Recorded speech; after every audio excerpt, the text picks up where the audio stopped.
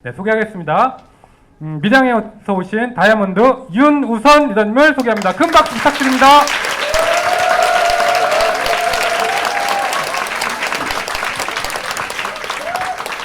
반갑습니다. 다이아몬드 윤우선입니다.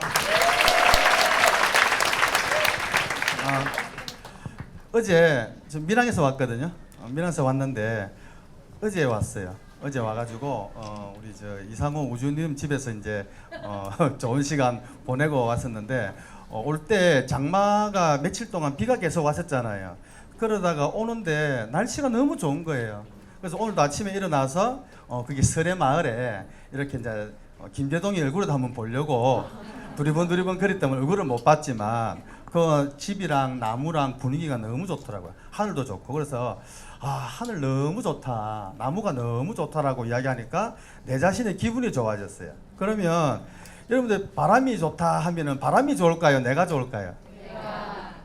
하늘이 좋다, 하늘이 너무 아름답고 좋다면 하늘을 지가 좋아할까요? 내가 기분 좋을까요?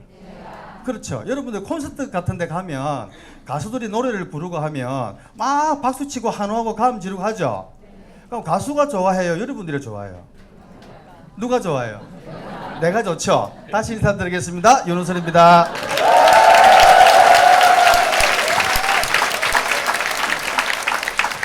자, 스트레스 좀 풀리셨죠? 네. 그래서 강의를 쉽지 않은 강의를 하도록 하겠습니다. 좀 잠시 전에 보셨겠지만 무슨 그 컴퓨터가 업그레이드가 갑자기 자기 혼자 되는 바람에 이게 지금 AI가 지금 저장되어 있나 겁이 날 정도로요. 제가 어떻게 끌 수가 없더라고요. 그래서 이제 급조해서 이제 준비를 했는데 제가 강의할 내용은 네트워크 마케팅의 정의와 비전 그리고 이제 Y 암에까지 강의를 하게 되었습니다. 제가 저희 엔더인 건솔리님께서 이제 이 사업을 먼저 알아보시고 진행을 하고 계셨었어요. 그때 문득 우리는 뭐 사실은 아이들에 대한 그런 대화지 뭐 꿈에 대한 그런 대화를 잘 안 하거든요, 평상시에는. 근데 문득 저보고 당신은 꿈이 뭐냐고 이제 물어보는 거예요. 그래서 제가 대답을 못했어요. 별로 꿈이 없었기 때문에.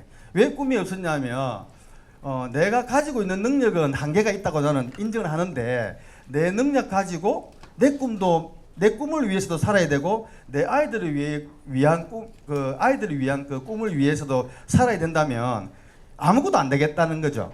그래서 저는 제 꿈은 한 번도 생각해 본 적이 없고 아이들을 위해서 아빠가 좀 살고 싶다 해서 제가 그때 겨울이었던 것 같아요. 그래서 산타 같은 아빠가 되고 싶다 이렇게 대답을 했던 것 같아요. 항상 인생을 내가 이 인생이 받은 인생이 선물을 받았다는 느낌이 들면 너무너무 좋겠다 이렇게 제가 생각을 했던 기억이 납니다. 그리고 이제 다이아몬드를 되고 저희들 이제 아미를 이제 진행을 하고 저희들 3년 전에 다이아몬드가 이제 되었죠. 다이아몬드가 되고 나니까 요즘 서울에서 본사에 밀양에 이렇게 인터뷰를 하러 왔더라고요.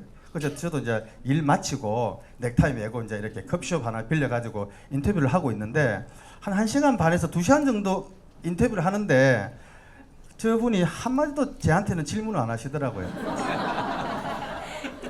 근데 저 카메라는 돌고 있고 표정 관리는 해야 되겠고 배는 고프고 그래서 이제 제가 이제 뭐 고개만 끄덕끄덕 웃으면서 이제 고개를 끄덕끄덕 하고 했던 기억이 나는데 제일 마지막에 좀 미안했던지 뜬금없이 제보고 니님한테는 아메가 무엇입니까? 라고 물어보시는 거예요. 그래서 제가 뭐라고 대답을 했냐면 나 자신을 찾아가는 일인 것 같습니다 라고 이야기를 했던 것 같아요. 저희들 다이아몬드가 되고 나서 발리 다이아몬드 되고 그전에도 아메에서 보내주는 보상 여행을 많이 다녀봤지만 발리 다이아몬드 되고 나서는 이제 저 발리가 처음이었죠. 저기 가서 이제 이 스핑을 저렇게 하는데 처음에는 스핑 한번 해보기 전에는 아주 바닷물 작고 덥고 근데 왜 돈 들여갖고 발리까지 가서 저렇게 스핑을 할까라고 생각을 했었습니다. 근데 저는 잘 타 보이죠? 멋있어 보이죠? 한 0.5초 정도 탔어요. 0.5초 쓴 거예요. 제가 사진이 없는 거예요. 근데 저 같이 가신 그 이렇게 촬영하시는 분이 동영상을 찍은 걸 이제 빠지기 전에 제가 캡처를 한 거예요. 그래서 저걸 그 탔던 순간이 1초도 안 되지만 3년이 지난 아직까지도 그 파도에 내 몸을 실었던 그 느낌이 그대로 전달이 돼요. 그래서 또 다음에 기회 되면 또 타고 싶다는 생각을 되게 많이 했었고, 자, 두 번째 시간이 지나가지고 저는 이 사진을 되게 좋아하는데요. 저는 잘 웃는 스타일이 아니에요. 잘 안 웃는 편이에요. 그래서 개그 콘서트 같은 거 봐도 얼마나 웃기나 한번 보자 이런 마음으로 보는 사람인지라 제가 사진 찍는 걸 별로 안 좋아해요. 왜냐하면 웃는 얼굴이 잘 없는 거죠. 표정 관리가 잘 안 돼가지고 사진만 찍으면 입술이 이렇게 되는 거 있잖아요. 근데 저런 사진을 구하기가 너무 어려운 거죠. 내가 웃고 있다는 사진이. 그래서 여러분들 언제 웃으세요?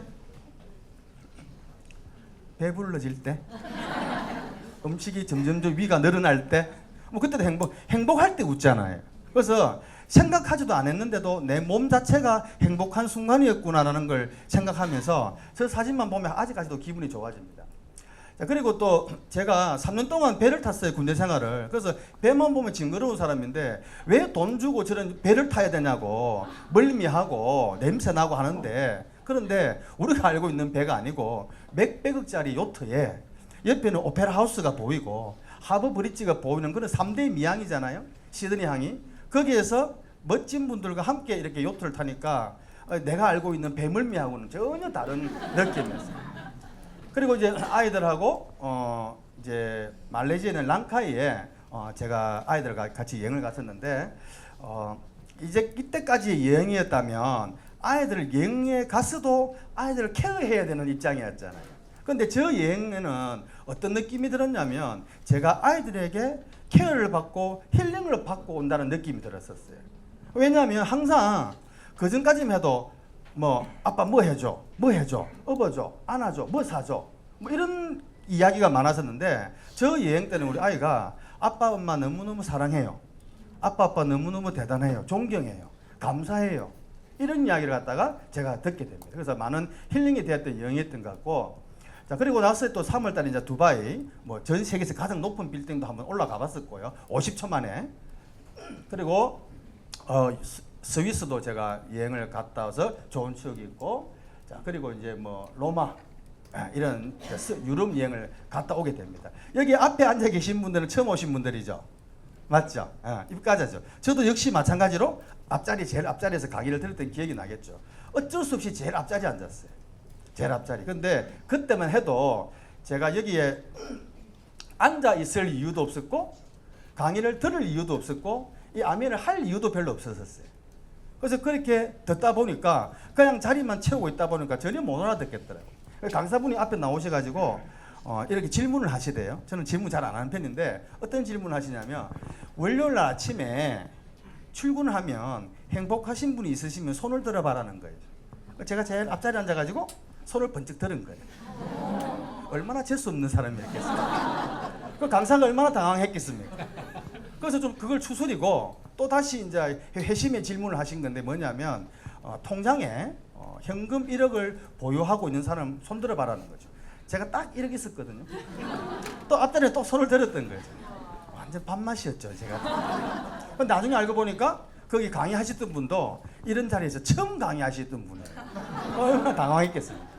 지금은 이제 같이 다이아몬드가 되어가지고 매일 이제 만나면 또 여행 가는 이야기, 또 아이들 이야기, 또 미래 이야기를 할 수 있는 멋진 친구가 되었습니다. 근데 시간이 지나서 그때는 못 들었지만 자꾸 듣다 보니까 눈으로 보고 귀로만 들었는데 시간이 지나다 보니까 마음으로 들어지고 마음으로 봐지게 되더라고요. 그래서 제가 이 사업을 조금씩 관심을 가지고 이제 알아보게 되는 계기가 됩니다. 여기는 루브르 박물관 앞이네요. 자, 저는 이제 루브르 박물관에 주로 여러분들 뭐 보러 가세요? 모나리자 보러 가죠. 근데 비행기 12시간 타고 그 모나리자만 보고 오기에는 너무 아까웠잖아요, 그죠? 그런데 이 작품이 루브르 박물관 가장 앞에, 여기에 계시는 분들이 단 한 명도 안 보고 바로 지나칠 만한 장소에 이 조각상이 있었어요. 이게 뭐냐면 노인과 여인이라는 제목이에요. 근데 아이들하고 보기가 자세히 내용을 보면은 나이가 드신 할아버지가 늙은 노인이 젊은 여자의 젖가슴을 빨고 있는 형상이죠. 그래서 어떻게 눈에 보이는 것만 봐가지고는 좀 가족들과 좀 보기도 그렇고 좀 외설적이고 이런 느낌이 들 수가 있는데 이게 그 내용은 뭐냐면 눈에 보이는 형상이죠. 근데 이 본질이 뭐냐면 두 분의 관계는 딸과 아빠와의 아버지와의 관계죠. 그래서 아버지가 독립운동을 하시다가 독재자한테 잡혀가지고 물 한 모금도 마시지 못하고 굶어 죽는 형벌을 받고 있는 순간이었어요. 근데 딸이 출산을 하고 아버지 죽기 전에 임종을 보기 위해서 그 자리에 이제 가는 순간이죠. 근데 아버지가 굶어 죽고 너무 고통스럽게 죽고 있으니까 딸이 해줄 수 있는 거는 뭐겠어요? 그래도 목이라도 좀 축이시게. 그런 내용을 갖다가 우리가 이 그림 안에 들어가 있는 뭐라 하냐면은 본질이라는 거죠. 그래서 우리가 알고 있는 눈에 보이는 형상하고 이 안에 들어가 있는 본질하고는 차이가 너무 많이 난다. 네트워크 마케팅도 마찬가지라는 거죠. 암에도 마찬가지고 그걸 이런 시간을 통해 가지고 본질과 형상을 구분할 수 있는 그런 해안을 가지시길 바랍니다. 저는 저 건설이님하고 대학교 CC예요. 대학교 CC였고 저는 뭐 아시는 분도 아시겠지만 저는 신혼여행을 보통 우리 그때 20년 됐거든요. 결혼한 지가. 그때마다 주로 못 가면 제주도. 이제는 이제 동남아 10명 중에 5명은 제주도, 5명은 동남아 요런 정도의 수준의 이제 여행을 갔었을 때예요. 근데 저는 어디를 갔냐 하면 차 타고 신돌석 장군 생가 구경하고 그래 갔거든요. 아시죠? 국사 시간에 배웠잖아요. 의병장, 임진왜란때 의병장 신돌석 장군한테 갔다가 또 유관순 누나 또 생가에 갔다가 이렇게 이제 그런 여행을 또 했었고 그렇게 저는 경제 개념이 별로 없었고 신혼여행 가가지고 친구 집에 잡고 근데 그 친구 집이 자기 집이 아니고 자기도 처가살이 하는 집인데 마침 장인 장모님이 여행을 가신 거예요. 빈 집이잖아요. 그래서 제가 그 친구가 오라 해서 오케이 하고 그래서 하룻밤 자고 뭐 그런 이제 신혼여행을 보냈죠. 남다르게 좀 보냈던 것 같아요. 그래서 그때까지만 해도 경제 개념이 별로 없었고 저 산이 다 내 산이고 저 강이 다 내 강이고 다 저 자연이 다 내 거라고 생각하고 내가 좀 늦다면 뭐 친구들보다 좀 몇 년 더 오래 살면 되지 뭐 이런 생각을 하고 지냈던 상황이었어요. 그런데 제가 결혼을 하고 아이를 낳게 돼요. 내 아이를 낳고 아이를 키우다 보니까 저는 병원에 근무했기 때문에 의사 선생님들하고 항상 이렇게 비교가 되는 거죠. 나는 괜찮아요. 나는 공부도 못했고 나는 열심히 안 살았기 때문에 이렇게 사는 건 당연한데 죄 없는 우리 아이들은 어떡하나 싶은 생각이 들었어요.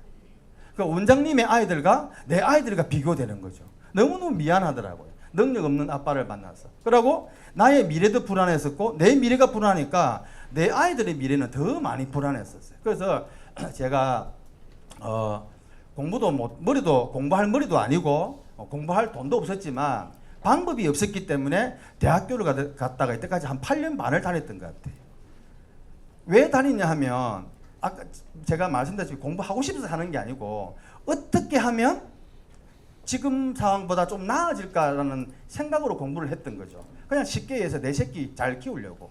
내 새끼인데 뭔가 한 개로 더 해줄 수 있을 것 같아서 공부를 했는데 다행스럽게 제 같은 경우는 운이 좋아가지고 뭐 대학교 강의도 하게 되고요. 또 병원 생활도 제가 근무했던 병원도 너무너무 잘 됐고 자리를 잘 잡고 있는 상황이었었고 또 밀양에는 제가 지금 직업이 재활치료 하거든요. 아이들 태어날 때부터 이제 아픈 아이들 재활치료를 하는데 밀양에는 재활치료 하는 사람이 하나밖에 없어요. 그걸 제가 안 봐주면 아이들이 30분 치료받기 위해서 부산이나 대구나 창원으로 멀리 가야 되는 상황인 거죠. 다시 이야기하면 그런 쪽의 아이들은 다 내 거예요. 내 밥그릇인 거죠. 시간이 없어서 돈을 한 달을 못 벌 뿐이지 마음만 먹는다면 24시간 해도 일거리는 있다는 이야기죠. 그렇게 이제 생활을 하고 결과적으로는 쓰리잡을 하게 됩니다. 그래서 하다 보니까 어떤 생각이 들었냐면 그래 옛날에 어르신들이 성실하고 열심히만 살면은 잘 산다 하더만 진짜 하늘만 파니까 정말 잘 사는구나 라고 생각을 했었어요. 왜냐하면 내 나이에 비해서 내 또래 아이들보다는 내 차가 조금 더 큰 거예요. 또 내 또래 아이들에 비하면 내 집이 평수가 몇 평 좀 더 넓은 거예요. 그래서 내가 잘 살고 있구나라고 생각을 했었고, 내가 열심히 살은 그걸 지금 내가 열심히 보상을 받고 있다. 또 한 가지는 젊었을 때. 30대 중반 정도 됐으니까 얼마나 젊었을 때. 그렇게 아무 걱정이 없이 지금처럼 열심히 일을만 하면 모든 게 다 해결된다고 생각을 했던 적이 있었어요. 자, 그런데 그렇게 열심히 보상을 받고 있을 때 우리 스폰서님께서 이제 저희들 집에 오시게 된 거예요.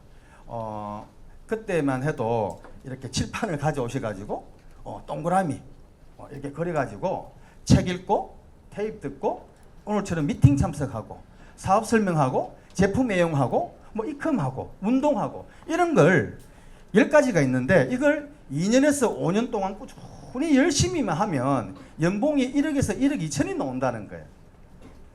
그것도 내가 죽을 때까지 나온다는 거예요. 그래서 끝이 아니고 내가 죽고 나면 내 사랑하는 아이들한테까지도 상속이 된다는 거죠. 저는 1억이라는 돈을 버려봤거든요. 지금도 그렇게 일을 하고 있지만 저희 딸이 지금 중학교 1학년짜리가 하나 있어요. 근데 어릴 때 추억이 없는 거죠. 6살, 7살 때까지는 그 우리 작은 딸의 얼굴이 기억이 안 나요. 그래서 토요일로 일요일날 단 한 번도 쉬어본 적이 없고, 또 6시에 퇴근해가지고 남들처럼 맥주 한잔 하면서 영화 한 프로 본 적이 없고, 휴가 한 번 가본 적이 없고, 그렇게 일을 해야만 1억을 벌까 말까 한 돈을 저거 꼴랑 책 읽고 테이프 듣고 몇 번, 그것도 2년에서 5년 한다고 해서 연봉이 1억이 나오고 죽을 때까지 나온다 하니까 제가 어떻게 생각했겠어요? 미친 짓이라고 생각했죠. 말도 안 되는 일이라고 생각했죠. 다시 이야기하면 이 일은 남을 이용해야 되고 남한테 피해를 줘야만 가능한 일이다라고 제 스스로 이제 판단을 하게 됩니다. 그런 이제 시간이 있었죠. 근데 여기 서울에서도 방중환 일임 하시면 유명하시죠? 네.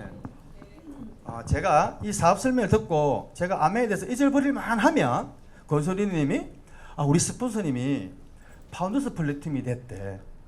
또 방중환 일임님이 사파이어가 되었대.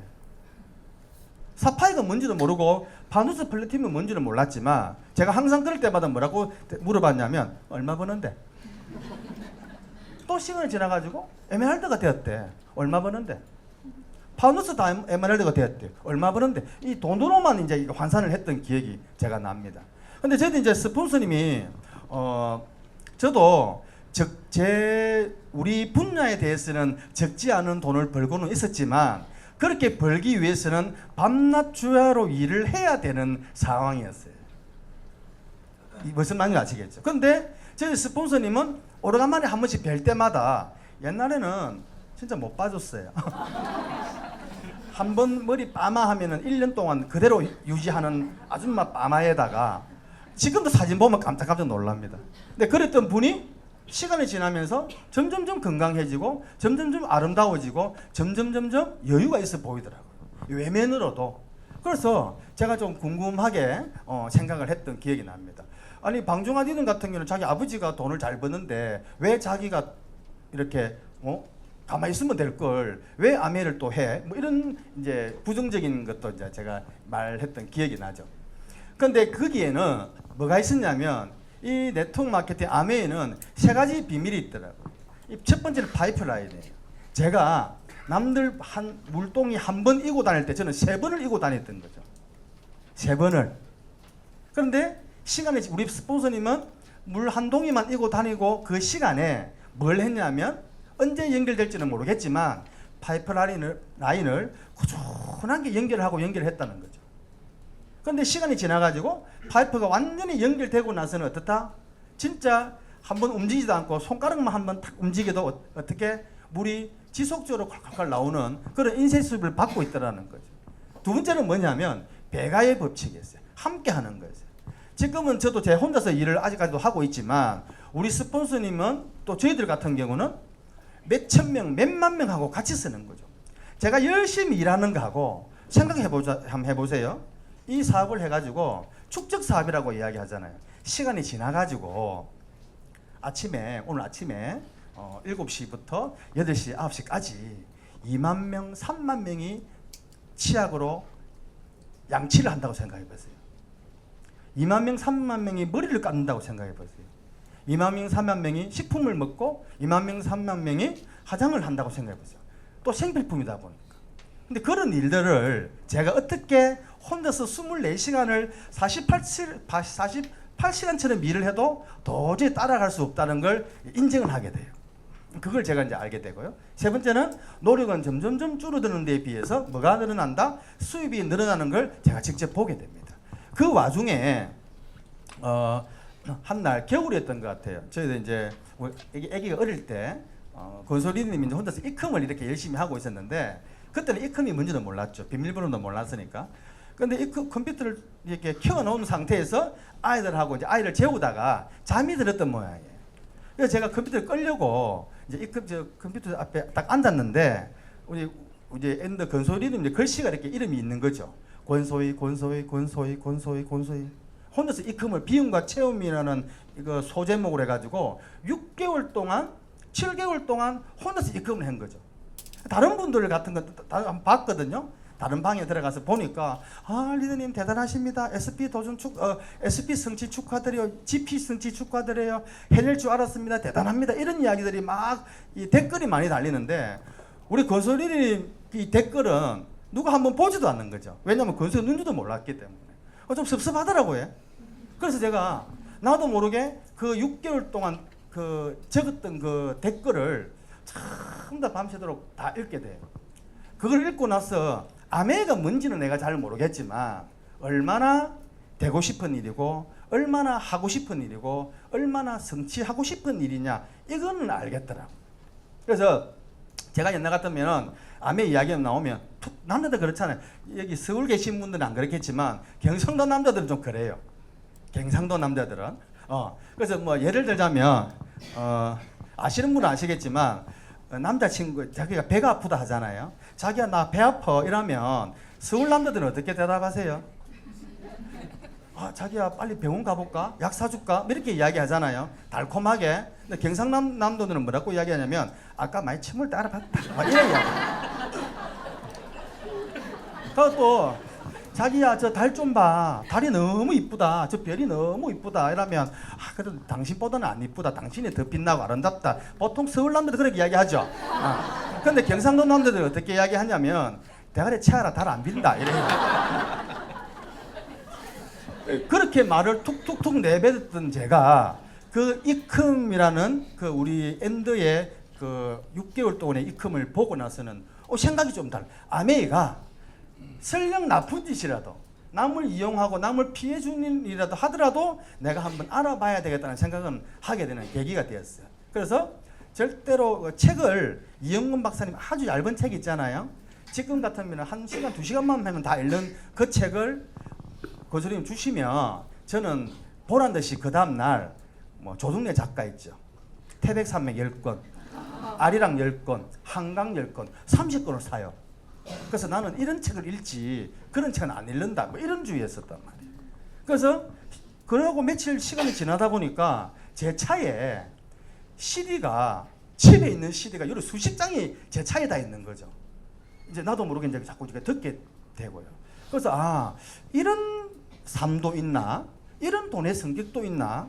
나는 열심히만 월급 받고 성실히만 사는 줄 알았는데 어떻게 이런 부류가 있나? 이런 생각이 되게 좀 신세계 같은 느낌이 들었던 것 같습니다. 그래서 제가 조금 달라졌잖아요. 아까 내가 차라 달 안 빈다 이렇게 하던 사람이 예쁘네? 저 정도로 바뀌었단 말이에요. 그러니까 이제 대구에 우리 얼마 전에 갔다 왔죠? 갔다 오신 분 계시죠? 그죠? 손민아 아나운서도 받고 갔지만 OSR 행사가 있는데 당신 차가 조금 크니까 운전을 좀 해서 한번 갔다 올 수 없겠냐라고 이야기하길래 예전 같았으면 네 혼자 가라 뭐 이렇게 했겠지만 뭐 운전 정도는 해줄 수 있지라고 하고 따라갔던 게 가장 이제 OSR이 처음 OSR이었어요.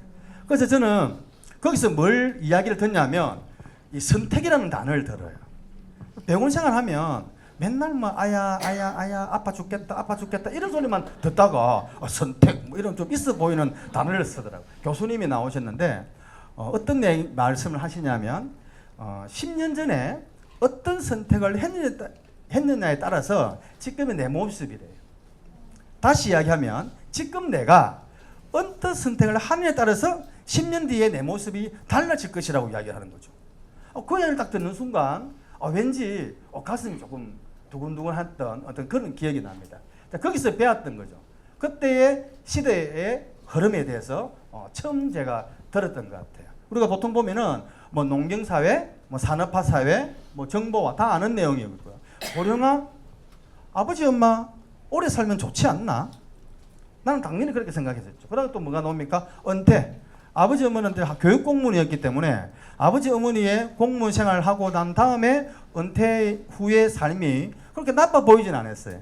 여유도 있어 보였었고, 뭐 손자 손녀들하고 같이 뭐 여행도 다니시고, 저도 빨리 은퇴하고 싶다는 생각을 많이 했었다니까. 그 다음에 뭐냐면 자동화죠. 자동화 되면 좋지. TV 리모컨 없는 세상을 상상을 할 수 있습니까? 그죠? 여러분들 저 선풍기 키고 끌 때 발로 주로 많이 끄세요? 손으로 끄세요? 그렇죠. 근데 자동화 되면 다 좋은 건데 왜 신드롬이라는 용어를 쓸까? 그리고 이제 선진국 신드롬이라고 하죠. 우리가 아직까지 개발도상국에서 선진국이라는 말을 아직까지 안 한 지가 너무나 오래됐는데, 선진국 되면은 좋잖아요. 되고 싶잖아요. 꼭 됐으면 좋겠죠. 그런데 왜 뒤에 신드롬이라는 용어가 붙냐는 거죠. 신드롬은 좀 불명확한 원인이 있을 때 사용하는 거죠. 이코노믹 신드롬이라고 한번 들어보셨어요? 이코노믹 신드롬 아세요? 보통 이거 어떤 내용이냐면, 나이가 몇 년 전에 뉴스가 나왔던 게 70 노부부가 딸이 그 결혼 기념일이라고 해가지고 유럽으로 여행을 보내주신 거예요. 근데 그 비즈니스를 못하고 이코노미를 탔는데, 이분이 이제 그 하지 정맥이 좀 있으셨던 분이죠. 할머니가. 그래서 기압도 높은 상태고 산소도 적은 상태고 여러 가지 조건에 움직이지도 못하고 12시간 또 이렇게 있다 보니까 혈전이 막혀가지고 심장마비로 사망하는 일이 생겼어요. 이게 바로 이코노믹 신드롬이냐. 비즈니스 타면 그럴 일이 없어요. 다리 쭉 뻗고 가기 때문에, 누워서 가기 때문에 그럴 일이 전혀 없어요. 그래서 왜 선진국이 되는데 이런 신드롬이라는 용어를 쓸까라고 좀 의아해했던 기억이 납니다. 자, 거기서 배웠던 게 바로 첫 번째 상대적 빈곤이래요. 우리가 1인당 국민 소득이 한 27,000달러 정도 된다고 돼 있어요. 우리나라 돈으로 환산하면 한 3천만 원 정도, 약 1인당이니까. 근데 우리 4인 가족이잖아요, 보통. 그러면 한 집당 얼마 벌면 딱 되냐면은 1억 2천 벌면 딱 맞는 거죠. 다들 평균은 하시죠. 그죠? 근데 유치원 다니는 아이들도 3천만 원 벌어야 되고, 기저귀 타고 있는, 요양원에서 기저귀 차고 누워 계시는 그분 할머니들도 3천만 원 벌어야 되고. 무슨 말인지 아시겠어요? 이제 아장아장 기어다니는 아이들도 3천만 원을 벌어야 돼요. 그래야 1인당 국민 소득 27,000달러, 즉 한 1억 한 가정당 한 1억 2천 정도는 벌어줘야만 평균을 하는 거죠. 우리가 살면서 평균을 해줘야 되죠. 자, 그런데 지금 현재 그렇지 못한 사람들이 대부분이라는 거죠. 그래서 나라와 대기업은 부유한데 국민들은 점점 가난해질 수밖에 없는 때가 있다. 제가 3년 전에 다이아몬드 되고 첫 강의할 때 가계 빚이 1,100조였어요. 근데 지금 저 숫자만 바뀐 거예요. 3년 만에. 그리고 오른쪽에 보면은 사내 유보금이 얼마가 있었냐면은 600조였어요. 대기업이 가지고 있는. 근데 여기서 또 3년 만에 대기업은 100조의 유보금이 또 이제 이렇게 축적이 된 거죠. 이런 시스템을 가지고 있고. 제가 잘못한 건가요? 한번 보겠습니다.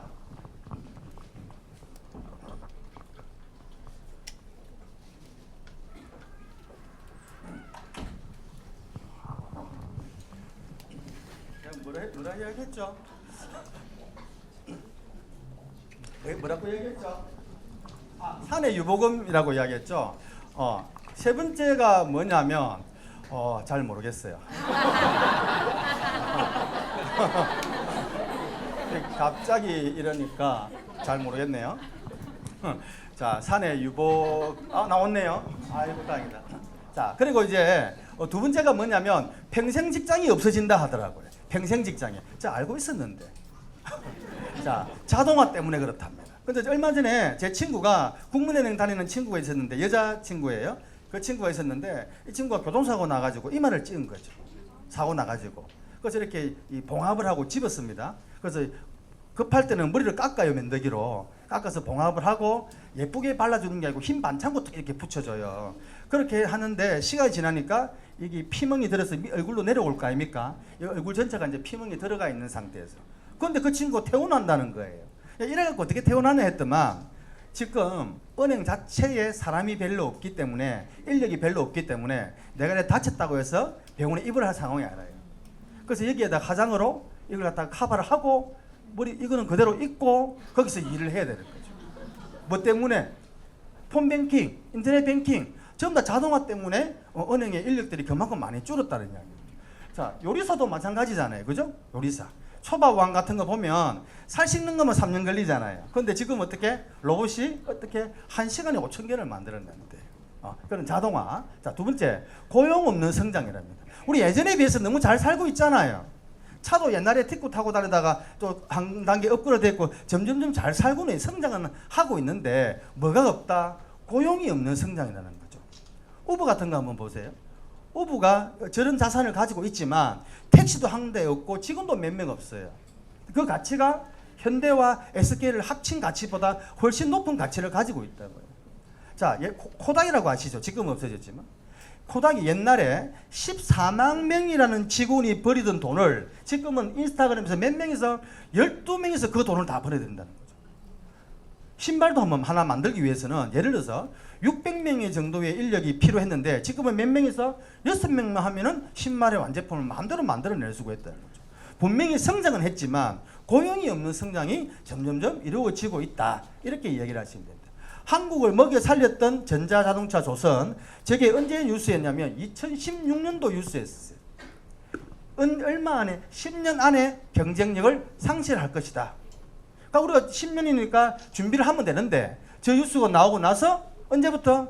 바로 2017년부터 바로 거제도의 뭐 조선이라든지 뭐 전자라든지 GM이라든지 금호타이어라든지 이런 데가 지금 큰 문제점이 생기고 있다는 거죠. 근데 오기는 오는데 우리가 예상하고 있는 것에 비해서는 너무 빨리 온다는 게 문제죠. 왜?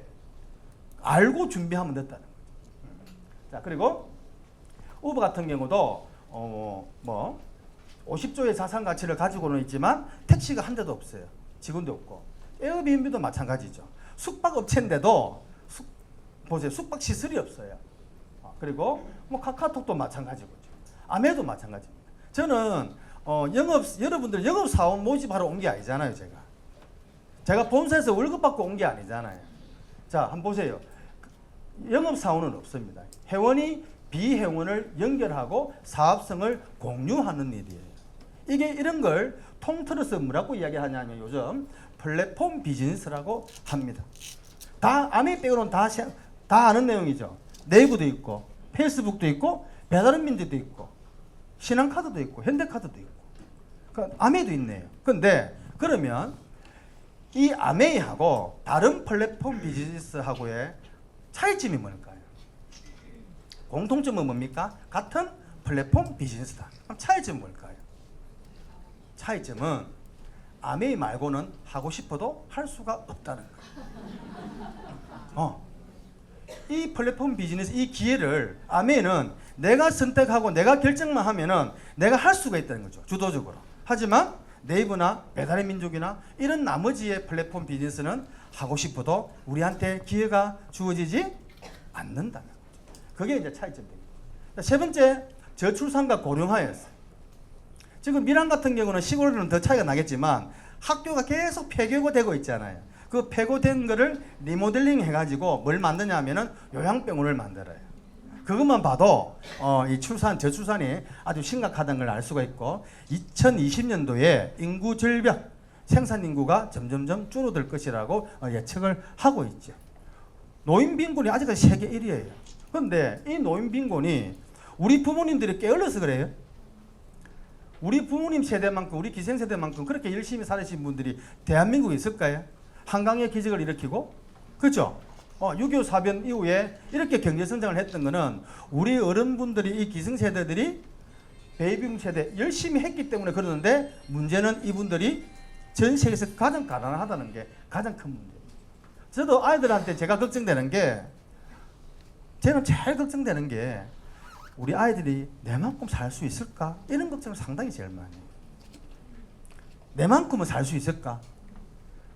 좀 불가능하다고. 나는 살겠는데, 나는 지금 하는 일을 해갖고 열심히 살겠는데 내 아이들은 어떡하지? 뭐 갖고 살지? 이런 생각을 되게 많이 하는 어떤 좀 그런 생각을 많이 하고 있습니다. 자, 우리 어머니가 밀양 시골이지만 좀 까칠하기로 유명해요. 우리 엄마가. 도도녀, 도도한. 보통 우리 건소리님이 일시불 보너스를 받아가지고 비즈니스 타고 발리에 모시고 간 거죠. 이거 아니라도 해외여행을 몇 번 다녀오셨고 좀 그래도 뭐 그렇게 부족하지 않는 삶을 살고 계시지만 비즈니스 타고 발리를 모시고 갔는데 우리 그런 분인데 우리 건소리님이 일시불 보너스를 받아가지고 봉투에 다 이렇게 넣어가지고 어머니 이거 용돈 쓰세요라고 이렇게 드린 거예요. 그러면 보통 어머니들은 어떠세요? 아이고 야야 뭐 내 줄게 어디 있더노 너가 쓰지 요런 말 알아듣죠 서울 사람들. 요 단어 알아듣죠? 네. 편하게 하겠습니다. 자, 그 쓰지 아니면은 대부분들이 아이고 잘 쓸게 고맙다 요게 보통 대부분이잖아요. 근데 우리 모찌는 어떻게 하냐면 고맙다 소리 안 하고 고 올리나라 뭐 요렇게 그 정도로 까칠하신 분은 아니에요. 자존심 세고. 그런데 그분이 발리 가서 다이아몬드가 되고 여행을 가고 완전 최고급 여행을 경험을 하다 보니까 문득 하시는 말씀이 나도 20년 전에 이런 미팅장에 와봤대. 아메도 한번 해봤었대. 그래서 그 아줌마 약국 아줌마 알지? 그 아줌마하고 내가 서울도 갔다도 한두 번 갔다 왔다 이렇게 이야기를 하시는 거죠. 그래서 내가 엄마 왜 아메 안 했노 이랬더만은 아이고 내가 뭐 자존심이 있지 그런 걸 어떻게 이렇게 이야기를 하시는 거예요. 그래서 내가 갑자기 막 날도 더운데 막 화가 확 나면서 엄마 네 자존심이 뭔데? 내가 나는 자존심 없나? 이렇게 이야기를 한 거죠. 엄마가 그때 자존심 없이 아메 20년 했으면 내가 이렇게 고생 안 해도 되는데 나는 그러면 집사람하고 내하고 아메 하는 거는 나도 자존심이 있는데 내 자존심보다 내 아이들의 미래가 더 중요했기 때문에 이걸 선택하는 거라고. 근데 여러분도 한번 돌아가시면서 만에 하나 자존심 때문에 고민을 하신다면 내가 뭐 우리 우주님 이런 말 하시잖아요. 파트너분이 내가 그래도 내 나름대로 쌓아놓은 게 있는데 뭉개라 이렇게 하시더라고요. 알아들으세요?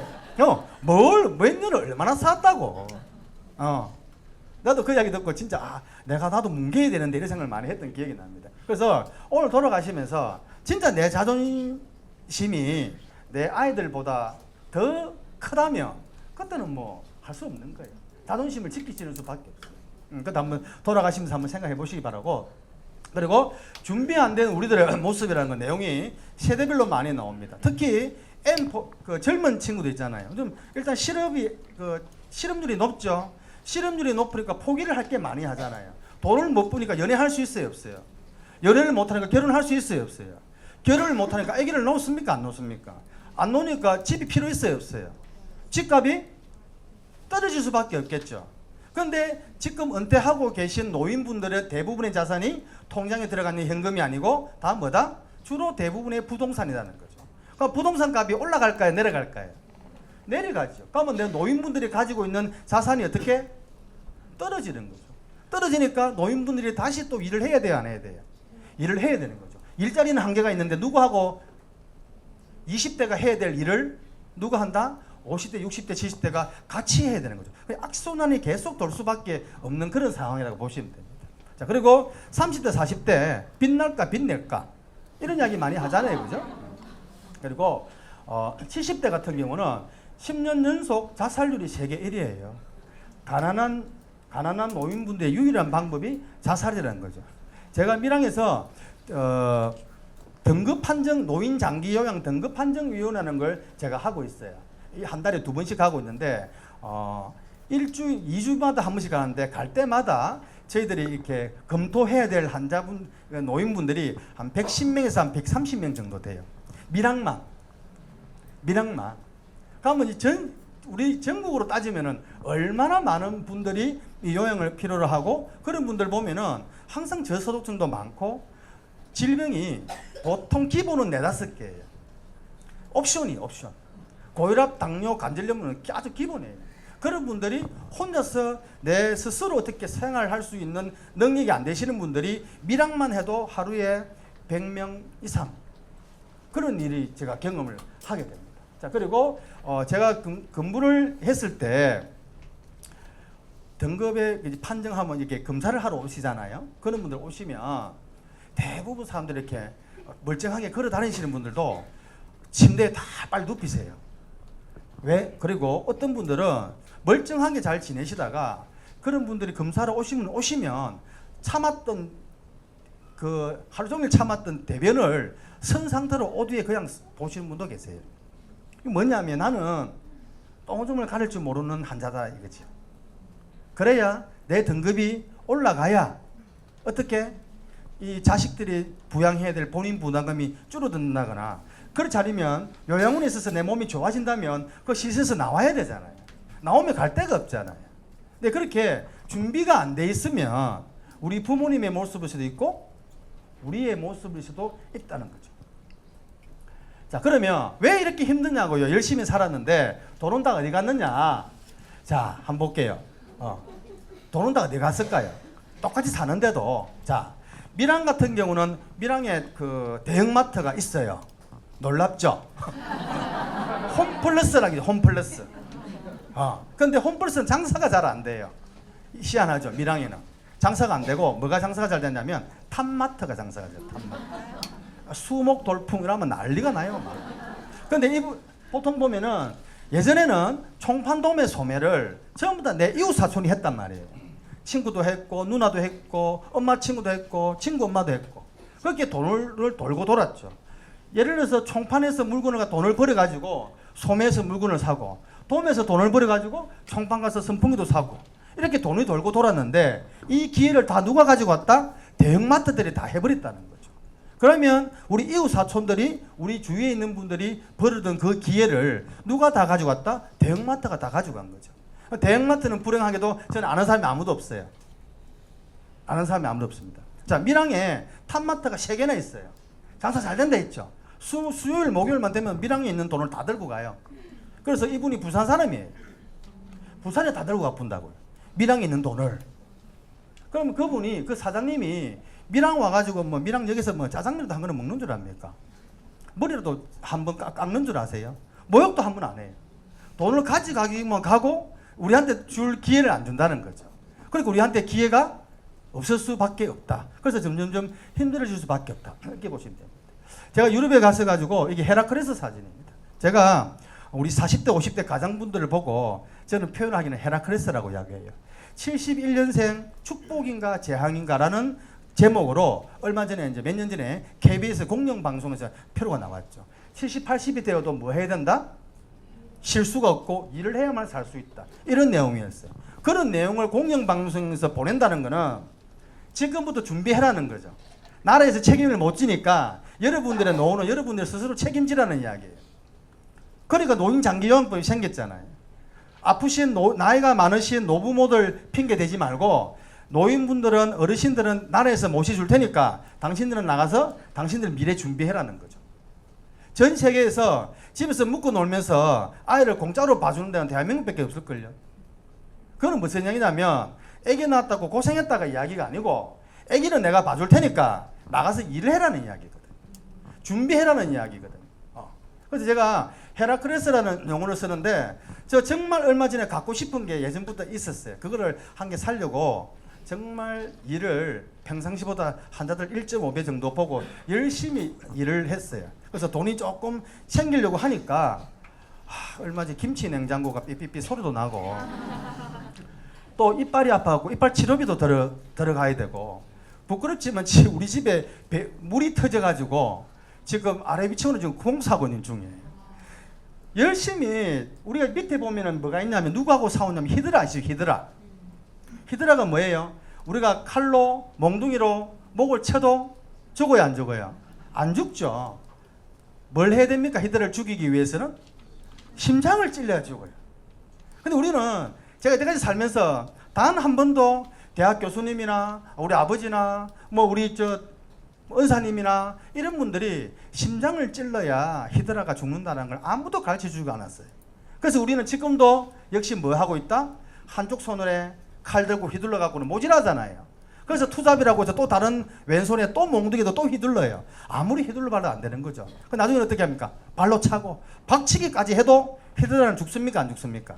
안 죽는다는 거죠. 그래서 히드라가 죽기 위해서는 심장을 찔러야 돼요. 그 심장을 찌르는 방법을 왜 안 가르쳐 줬냐는 거죠.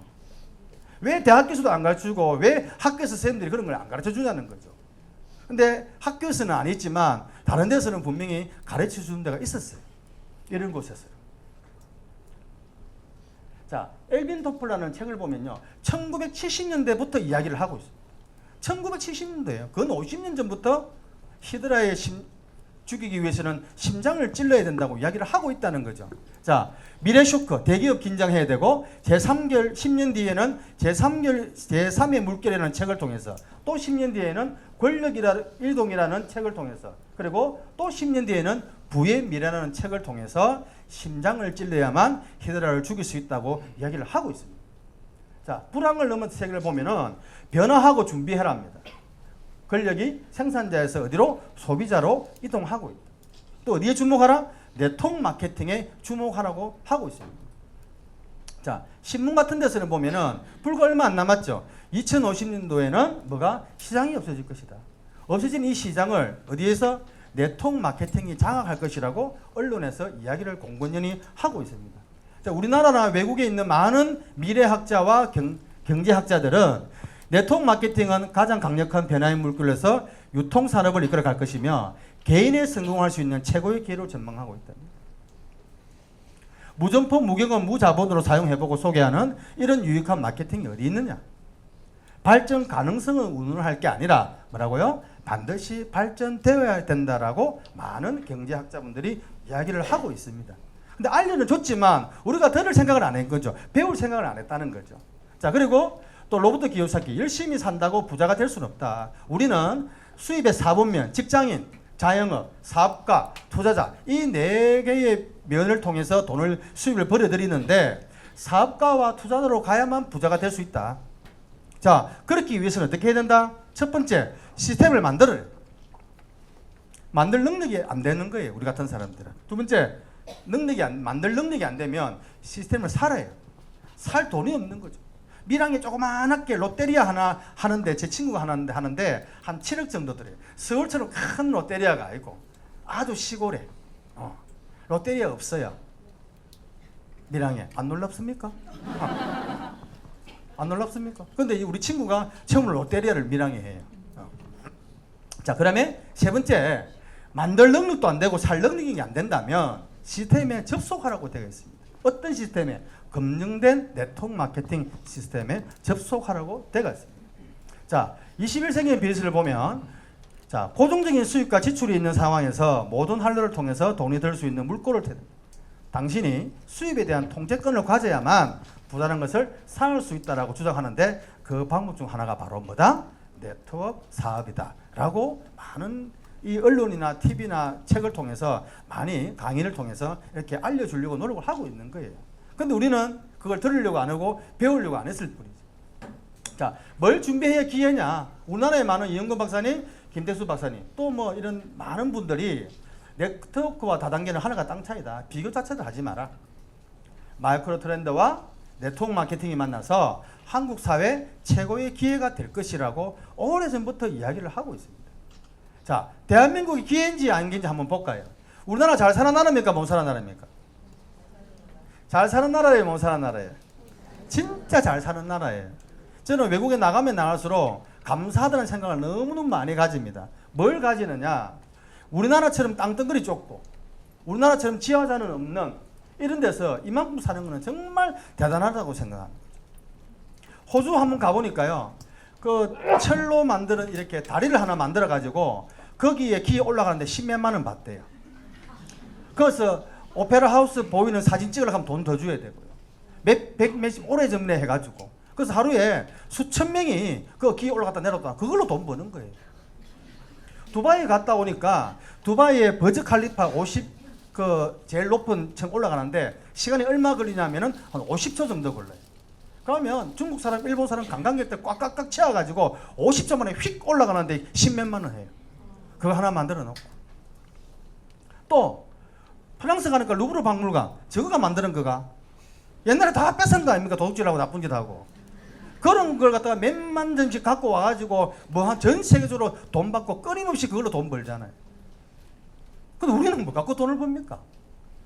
우리는 농사 지어서 돈 벌 수 있어요? 미국 같은 경우는 우리나라 면적의 4배의 면적의 옥수수만 심습니다. 그 정도는 돼야 농업으로 먹고 살지. 수산도 마찬가지고. 뭐 메리치 팔아갖고 돈 되겠어요? 채소는 참치 같은 거는 많이 잡혀야 그거 갖고 뭐 먹고 살아 돈 벌지. 안 그렇습니까? 목축업도 마찬가지예요. 프랑스가 뭐 갖고 먹고 사는 줄 아세요? 저는 그 관광이라든지 패션 이런 걸로 먹고 사는 줄 알았거든요. 주업이 뭐냐? 목축이래, 목축. 그 넓은 초원이 땅덩 넓으니까 가만히 풀어나면 저끼리 교배해갖고 저끼리 새겨놨고 저끼리 부는 거예요. 가만히 놔둬도. 그 정도 돼야 목축업 한다 하지. 그렇게 해야 되는데 우리나라는 뭐 갖고 사냐는 거죠. 자, 골드만삭스에서 이렇게 나옵니다. 2025년도에 세계 경쟁력 대한민국이 세계 2위로 갈 것이라고 발표하신 분도 계시는 반면에 세계 44위로 떨어질 것이라고도 이야기를 하고 있습니다. 어느 쪽이 맞을까요? 저는 2위로 갈 수 있을까 걱정이에요. 갈까 안 갈까 한번 볼까요? 자, 1차 산업 앞에 제가 말씀드렸습니다. 농업, 수산업, 축산업 이거 가지고는 우리가 살 수 없어요. 그건 그 먹고 살았죠. 두 번째, 그나마 우리가 부지런히 열심히 해서 가공, 제조. 옛날에 메이드 인 코리아 얼마나 좋았습니까? 지금 어디로 갔습니까? 메이드 인 차이나, 메이드 인 베트남. 그럼 중국도 이제는 봐야 돼요. 어디로 갔냐면 메이드 인 인도. 이쪽으로 가는 죠. 제조해가지고는 이제 살 수가 없다는 거죠. 경쟁력에서 떨어지니까요. 3차 산업이 뭐냐면 유통 서비스업이라는 거죠. 그리고 4차 산업이 지금 4차, 4차 산업 이야기하지만 이 4차 산업은 IT 산업을 이야기하죠. IT의 약자가 뭐냐면 대부분 사람들이 아는 거는 인포메이션 테크놀로지라고 하죠. 정보통신. 우리 이 지구상에는 자연에는 뭐가 있습니까? 도체하고 전련체가 있죠. 전기가 통하는 게 있고 전기가 안 통하는 게 있고. 근데 IT는 뭐냐? 인간의 지적인 기술을 집어넣어 가지고 전기 통하게 하고 싶으면 통하게 하고 못 통하게 하고 싶으면 못 하게 하는 게 바로 중간에 있는 반도체라는 거죠. 그것 때문에 이제 인포메이션 테크놀로지로 하는데 이걸 거시적인 의미에서는 인텔리전트 테크놀로지. 뭐냐? 인간의 지적인 기술이 들어가 있는 게 바로 IT 산업이다. 그래서 BBQ를 갖다가 뭐라고 이야기하냐면 4차 산업이라고 하고 있습니다. 자, 한번 볼까요? 자, 1차 산업. 첫 번째, 양계장에서 닭을 팔면 닭 한 마리 얼마 나오냐면은 800원, 900원, 1000원 정도 팔아요. 닭 한 마리. 이걸 어디로 가져갑니까? 2차 산업인 가공으로 가죠. 할인 같은데. 거기 갖다 주고 털 뽑고 목 자르고 똥집, 닭발 분리해갖고 봉지 딱 넣으면 닭 한 마리 얼마예요? 2,500원, 1,000원짜리가 2,500원, 3,000원 하는 거죠. 그럼 1차 하실래요? 2차 하실래요? 2차가 훨씬 낫죠. 자, 2,500원짜리, 3,000원짜리를 갖다가 홈플러스라든지 메가마트라든지 이런데 신세계 같은 백화점에 탁 냉장실에 딱 있는 순간 얼마입니까? 닭 한 마리. 5,000원, 6,000원 하는 거죠. 2차 하실래요? 3차 하실래요? 3차가 낫죠. 근데 5,000짜리 닭을 아무 생각 없이 시장통에서 기름 넣고 튀기면 닭 한 마리 얼마인다? 밀양이는 한 8,000원, 9,000원 정도예요. 아무 생각 없이. 원초적으로. 그런데 BBQ는 어떻습니까? 뭐가 들어간 거죠? 인텔리전트가 들어간 거잖아요.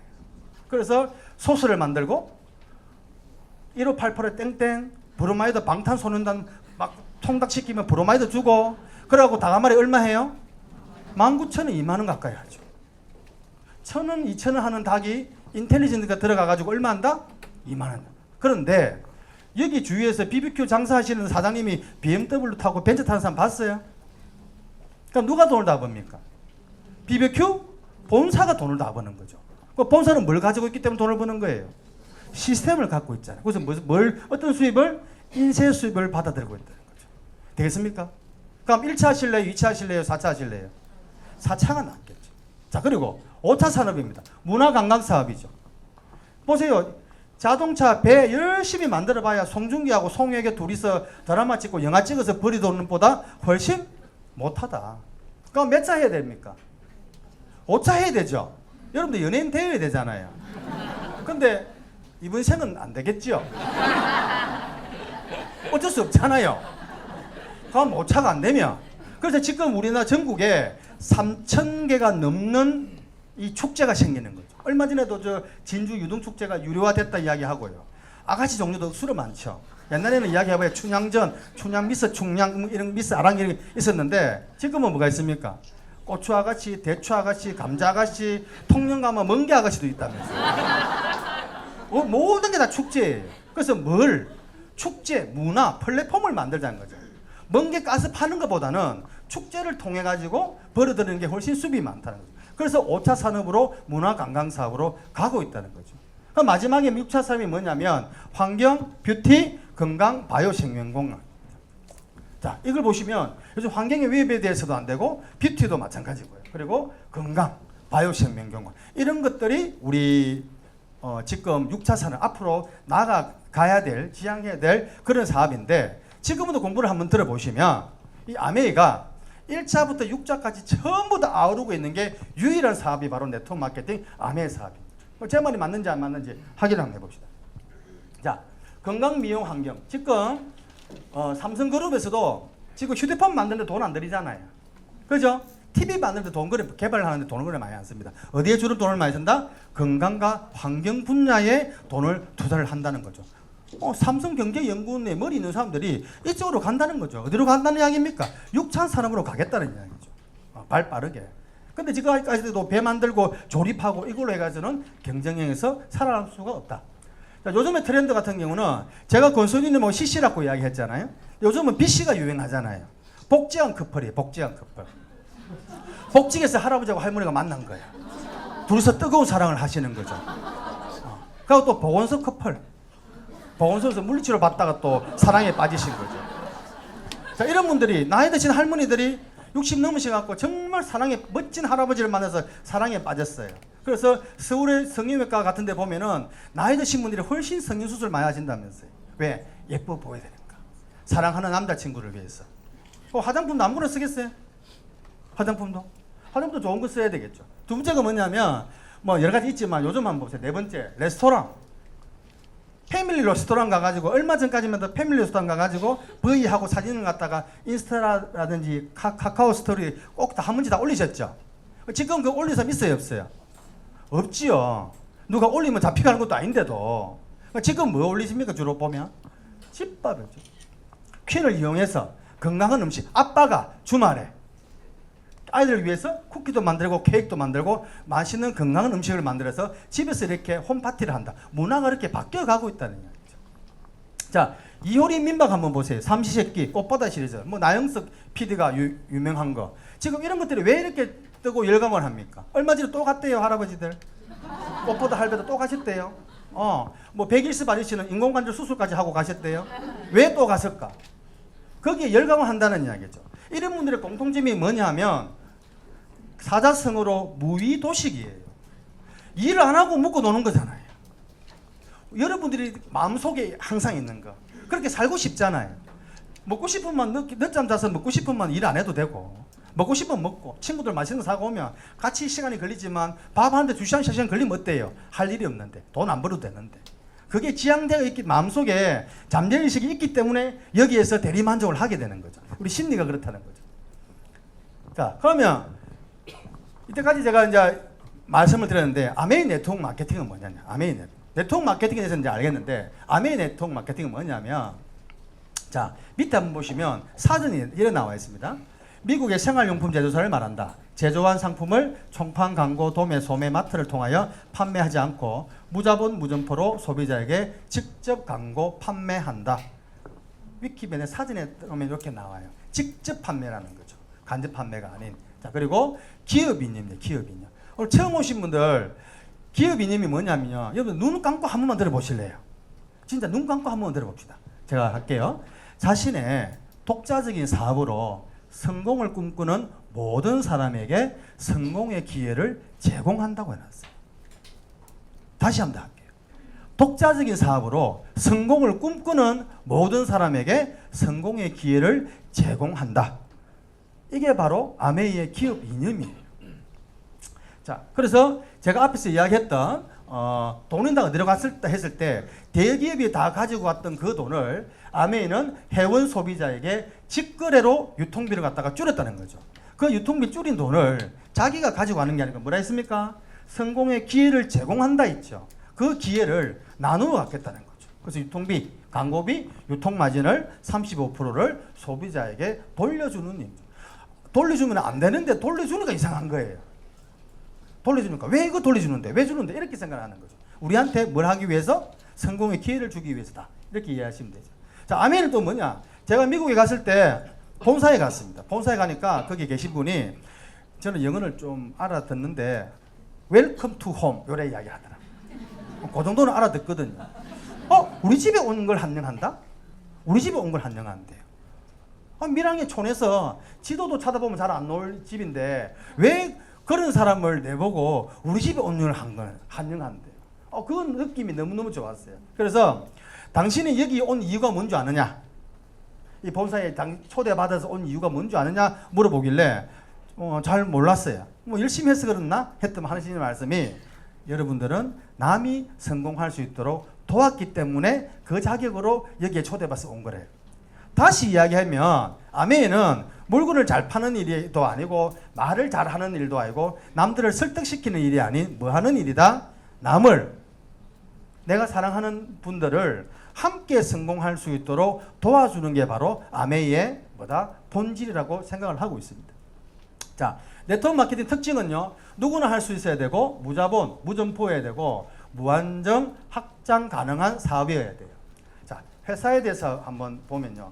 사실은 잠깐만요. 꼭 보여주고 싶은 사진이 있어가지고 제가 급하게 조금 했습니다. 죄송합니다. 자, 그래서 남을 도와주는 일이 바로 아메이가 하는 일이에요. 그래서 제가 미국 갔다 와서 열정을 너무 많이 받아가지고 제가 병원에 같이 근무하던 후배한테 찾아갔어요. 찾아갔는데 찾아갈 때마다 아가 아픈 거예요. 근데 처음에는 아가 귀여워 죽겠더만은 점점점 미워지는 거예요. 근데 왜 장모님도 아프대요. 가려고 하니까. 얼굴 한번 못 본 장모님도 미워지기 시작하는 거예요. 막 가기 싫었어요. 내 마음 먹고 한번 갈라 하는데 진짜 사업 설명하고 갈라 하는데 그래 우리 건설이님이 요즘 왜 안 가냐고 하니까 이래서 진짜 가기 싫다고. 그런 마음이면 후원하지 말아요. 그런 마음이면 이거는 당신이 계산하는 거잖아. 기름값 계산하고 내 시간 계산하고 계산하는 거잖아. 그래서 따로 거기에서 계산해보면서 계산이 안 되기 때문에 안 가겠다는 건데 도와준다는 이야기는 남이 성공할수록 도와주는다는 거는 그런 마음으로 도와주는 게 아니래. 그래서 안 가고 있어요.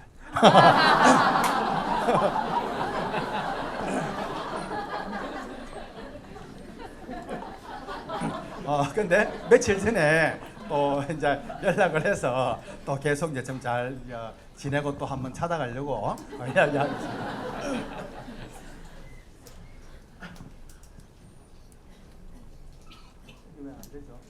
예, 한국의 회사에 대해서 제가 간단히 말씀드리면 한국에는 없는 부자를 찾았어라는 프로가 나왔었어요. 근데 지금은 예전에는 암에 대해서 막 모르시는 분들을 설득을 시키려고 하잖아요.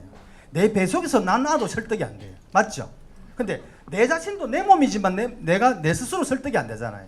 맨날 야식 먹을 때 먹을까 말까 고민하시잖아요. 그럼 마음대로 안 되잖아요. 그런데 어떻게 남을 설득하려고 하시겠어요? 근데 지금은 외워서 설득하는 시기가 아니고 말 그대로 보여주는 시대로 바뀐 거죠. 저희들이 굳이 안 찾아가도 TV나 언론에서 한국에는 없는 부자를 찾아서 갔는데 찾다 보니까 누구를 찾아갔냐면 이 두 분을 찾아가신 거죠. 아메이 회장님을 찾아가시게 되는 겁니다. 회사 여기 두 분 같은 경우는 오른쪽에 두 분은 이제 창립자시고 지금은 왼쪽에 계신 이 두 분이 이제 아메이를 갖다가 이제 운영을 하고 계신 분입니다. 그래서 한국에는 없는 부자를 찾다 보니까 지금 이제 아메이 미시건주 에이다에 있는 본사에 두 분의 지금 회장님과 사장님을 찾아가게 되는 거죠. 이런 걸 이렇게 보여주는 시대로 바뀌었다 보시면 됩니다. 자, 그리고 지금 이 회장님은 미국 상공회의소 의장님을 취임을 하고 계세요. 여기 보시면은 2013년도에 의장을 취임을 하셨고 2011년도에 이어서 두 번째로 의장직을 수용을 했는데 이런 사례는 최초 사례인 거죠. 최초 사례. 이런 분들이 아메이의 지금 회장님으로 계신다. 이렇게 이해를 하시면 되겠습니다. 자, 그리고 안정성 및 신뢰도를 한번 보면요. 제일 밑에 한번 보세요. 이 등급이 60등급 정도까지 나누는데 최고의 등급인 OA1을 21년, 22년 이상 유일하게 받은 게 아메이 회사입니다.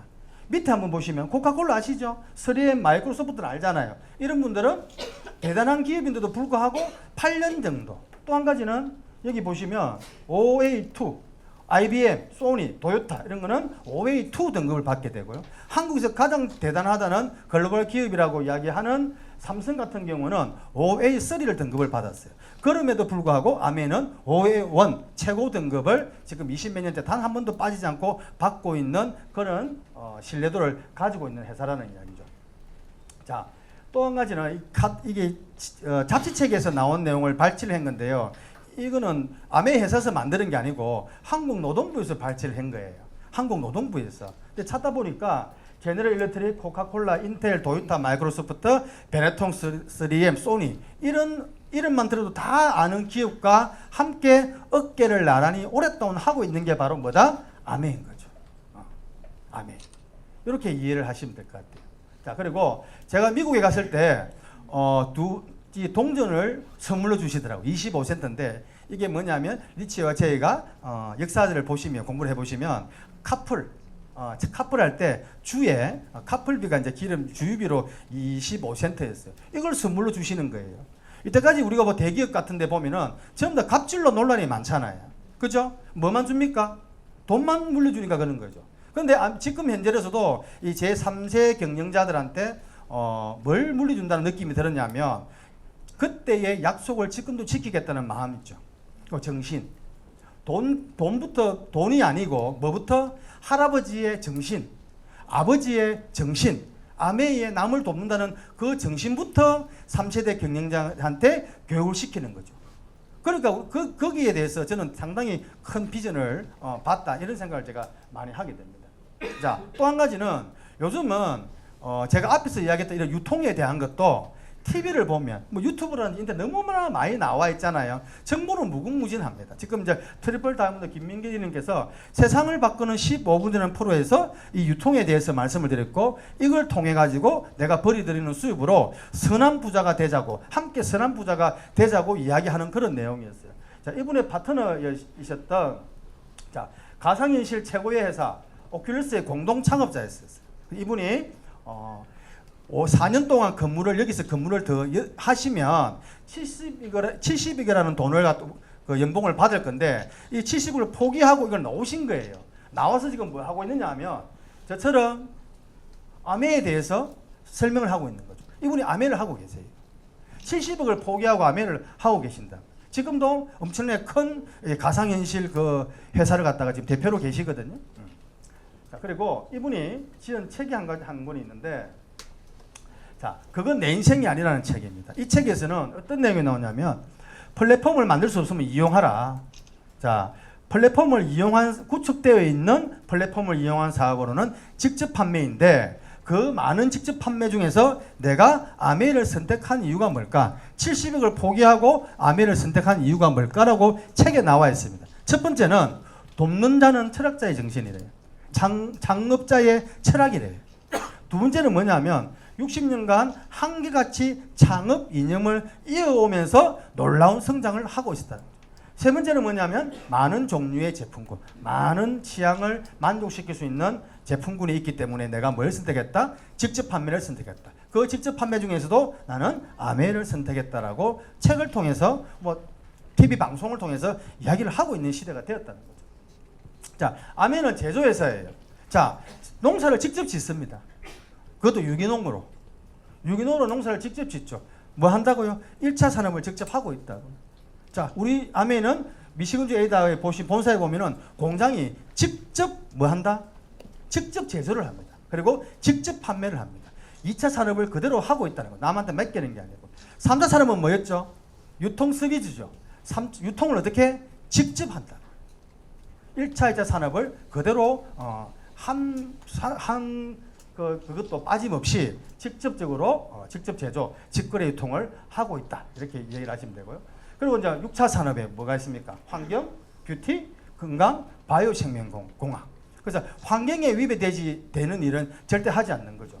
30년간 지켜보고 환경에 위배됨이 없을 때 받는 상을 1959년도에 창립을 하고 바로 30년 뒤인 89년도에 이 환경 프로그램상을 수상을 했습니다. 아무리 물건을 잘 만들어도 요즘은 환경에 위배되는 기업은 살아남을 수가 없거든요. 근데 이 6차 산업의 선두주자로 가고 있다는 얘기죠.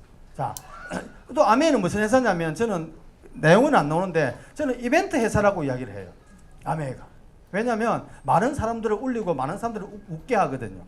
자, 이건 어디 갔냐면은 시드니에 있는 그 오페라 하우스 껍데기만 멀리서 본 게 아니고 직접 라보헤라는 공연을 봤어요. 제일 앞자리 제일 로얄석에 딱 이렇게 앉아갖고 공연을 보는데 어떤 느낌이 제가 들었냐면 한 분 두 분씩 막 어깨를 이렇게 막 들썩이시는 거예요. 왜 뭐 건지럽나? 왜 들썩이지? 했더만 알고 보기에 울고 계셨던 거죠. 왜 우냐? 또 궁금하대요. 왜 울지? 내용도 전혀 모를 건데 대사도 하나도 못 알아들을 건데. 근데 영어 자막이 있어요. 영어 자막 있으면 뭐합니까? 우리한테는 무용지물인데. 그런데도 불구하고 울고 계시더라고. 한국에 오는 많은 다이아몬드님께서 왜 우냐 물어봤더만 내가 뭐 했다고. 내가 다이아몬드 되기 위해서 뭐 했다고 내가 이런 대접을 받냐는 거죠. 이런 옷을 입고 이런 오페라 하우스에서 직접 이렇게 공연을 보는 거. 이건 내가 뭐 했다고. 시간 지나보니까 그렇게 이야기를 많이 하시더라고요. 끝나고 나서 또 이제 스테이크 먹으러 갔는데 뭐 100년 가까이 된 뭐 그런 전통 식당에서 스테이크를 썰면서 또 어깨를 덜썩덜썩 거리죠. 내가 뭐 했다고. 내가 뭐 했다고 이런 데서 내가 이렇게 드레스를 입고 스테이크를 썰고 와인을 마시고 이렇게 이야기하죠. 그래서 울고 웃게 만드는 이벤트 회사이기도 하다. 자, 근데 가면 우리 제조를 어떤 걸 하느냐. 83년의 역사를 보유하고 있죠. 뉴트리라이트입니다. 이거 역시 건강에 관련된 거 선두주자죠. 뉴트리라이트는 세계 판매 1위예요. 6차 산업의 선구자가 되고 있죠. 자, 또 특히 건강식품 같은 경우는 처음 오신 분들은 건강식품에도 등급이 있는 거 아세요? 등급이 있습니다. 어떤 등급이 있냐면 1등급, 2등급, 3등급으로 나누어지는데 1등급은 라벨에 뭐라고 되어 있냐면 1.몇 프로 정도 돼. 1.6% 정도 돼요. 그러니까 쉽게 얘기해서 100개 중에서 1개 정도는 1%에 속하는 좋은 식품이라 조금 비싸기는 가격대는 하겠죠. 근데 뭐라고 되어 있냐면 뭐뭐에 도움을 줍니다라고 딱 되어 있습니다. 관절에 도움을 줍니다. 혈관에 도움을 줍니다. 심장에 도움을 줍니다. 뭐뭐에 도움을 줍니다라고 이야기하는 걸 1%예요. 자, 그럼 나머지 그 2등급은 뭐냐? 한 80, 10% 정도 돼요. 뭐뭐에 도움을 줄 수도 있습니다. 혈관 건강에 도움을 줄 수도 있습니다. 이걸 다른 말로 이야기하면 못 줄 수도 있습니다. 3등급이 뭐냐? 도움을 줄 수는 있으나 과학적, 의학적 논문이나 근거가 부족한 걸 3등급이라고 하죠.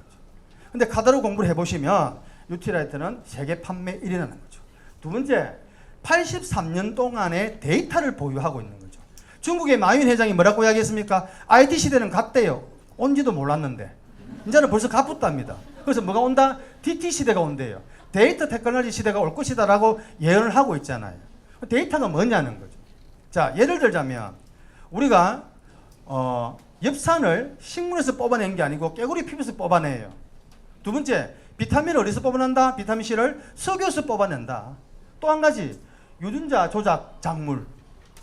뱀의 유전자가 들어가 있고 원숭이의 유전자가 들어가 있는 옥수수에서 뽑아낸 영양제를 같이 섞였을 때 우리 몸에 일어나는 데이터가 아직까지 있다 없다?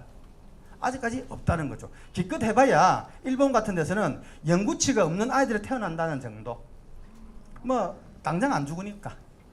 또 이런 논문은 있죠. 아이고 아이들 와서 또 뭐라고 이제 갑자기 기억 안 납니다. 그렇죠. 영구치가 없는 아이 태어나고 2050년대가 되면 전 세계 아이들의 50%가 자폐증에 걸릴 것이래요. 뭐 때문에? 먹거리 때문에. 뱀의 유전자가 들어가 있어요. 원숭이 유전자가 들어가 있고. 근데 예를 들어서 우리가 강구병 이야기 하잖아요. 강구병 같은 경우는 길게는 잠복기가 40년이 걸려요. 근데 이 데이터가 없는 이런 식품들이 종합식품들이 들어왔을 때 우리 몸에 일어나는 데이터는 아직까지 정확한 데이터가 있다 없다? 없다. 부작용은 너무 많은 거 아시죠? 약도 이것저것 섞으면 거기서 또 우리가 모르는 화학 반응 때문에 더 안 좋은 결과를 일으키게 되죠. 그런데 더블엑스 같은 경우는 83년 동안 뉴트리라이트가 해가 왔지만 그런 거에 대한 부작용이나 전혀 없다. 그래서 83년 동안의 데이터를 어떻게 누가 흉내를 낼 것이냐. 그래서 건강기능식품, 6차 산업의 선도주자라고 이야기할 수 있습니다. 인정하십니까? 네. 자, 그리고 유기농 농장을 보유하고 있다고.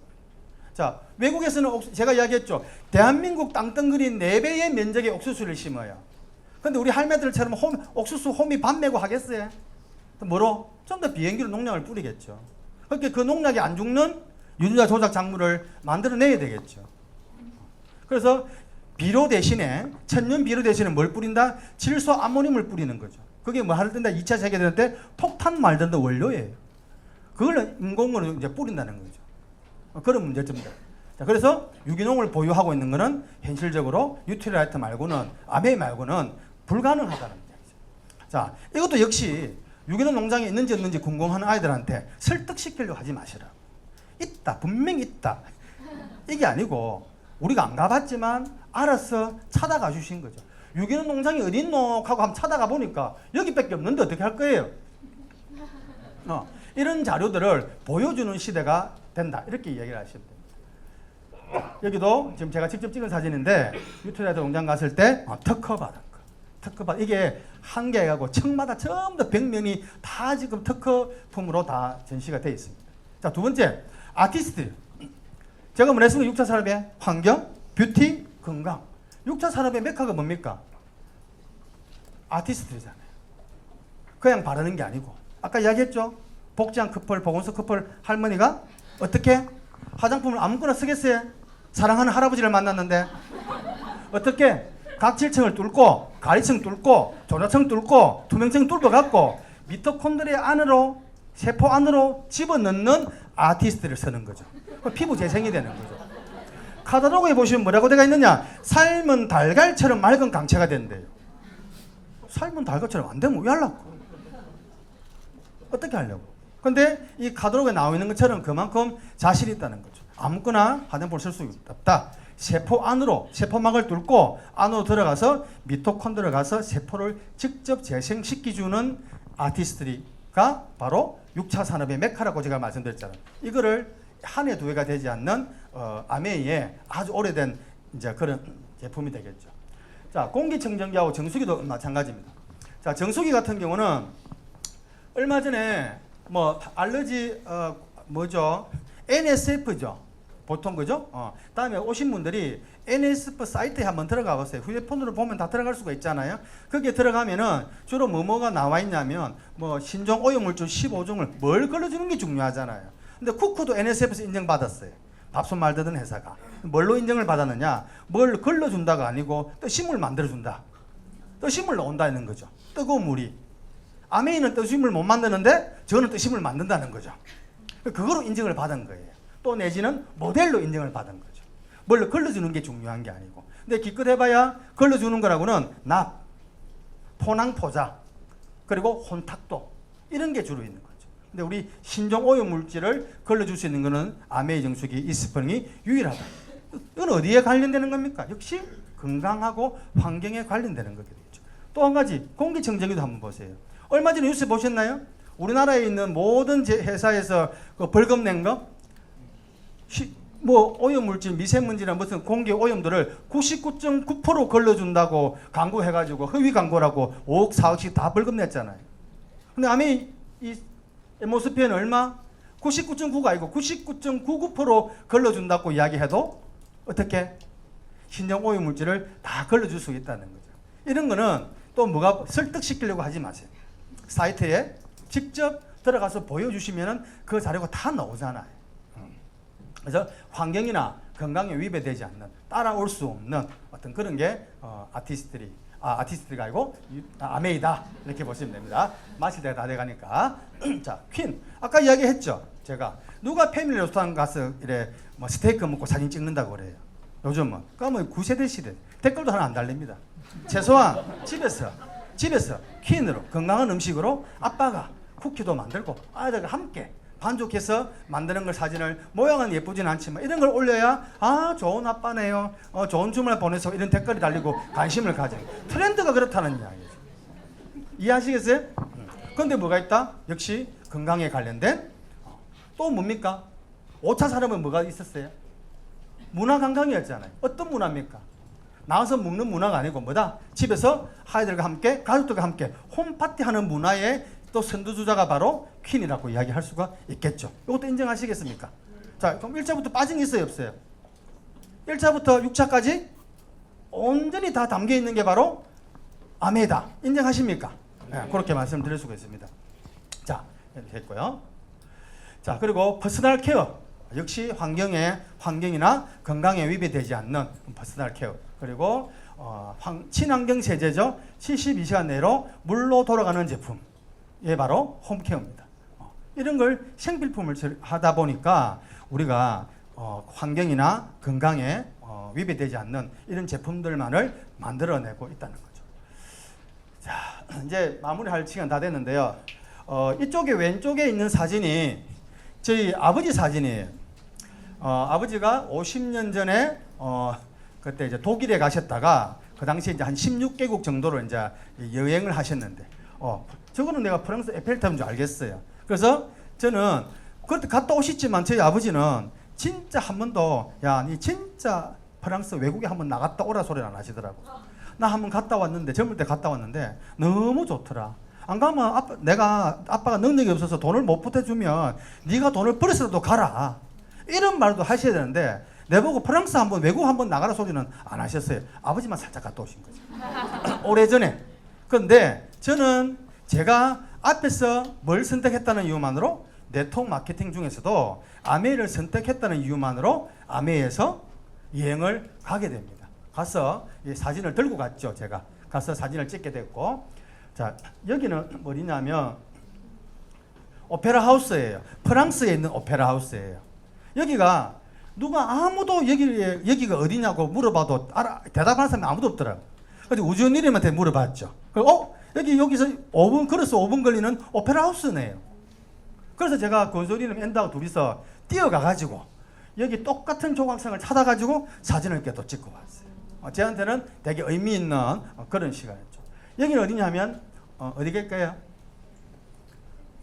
강인데 센강. 우리는 배울 때 세너강이라고 배웠거든요. 근데 여기는 아시는 분들 센강이라고 하네요. 이제 생강에서 찍었던 사진인데 저 역시 따라서 사진을 이제 아버지와 같이 찍게 됩니다. 함께 가지는 못했지만 그때 아버지가 느꼈던 바람, 느꼈던 그 뭐 건물을 보면서 감동 이런 걸 자식인 내가 다른 것도 아니고 아메이를 수단으로 이걸 똑같이 느꼈다는 거죠. 그리고 여기는 트레비 분수예요. 아세요? 여기에 동전을 이렇게 던져서 넣으면 다음에 또 로마에 올 수 있다는 그런 전설이 있대요. 그 전설 하나 때문에 1년에 한 7억씩 동전을 던진대요. 1년에 7억. 왜 던질까요? 두 분 다시 못 올 확률이 많다 적다. 많기 때문에 그런 거죠. 저는 동전을 안 던졌어요. 당연히 올 거기 때문에.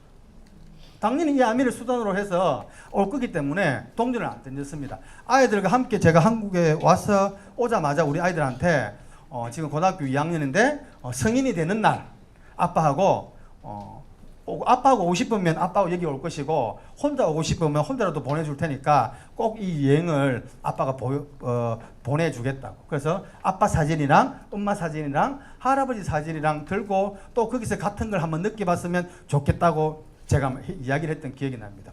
당연히 할 수 있는 일이죠. 될까 말까가 아니고 당연히 할 수 있는 일이었기 때문에 자신에게 이야기를 해줄 수가 있었던 겁니다. 자, 이제서 마지막으로 할 건데요. 여기가 어디냐면 제가 발리라고 말씀드렸잖아요.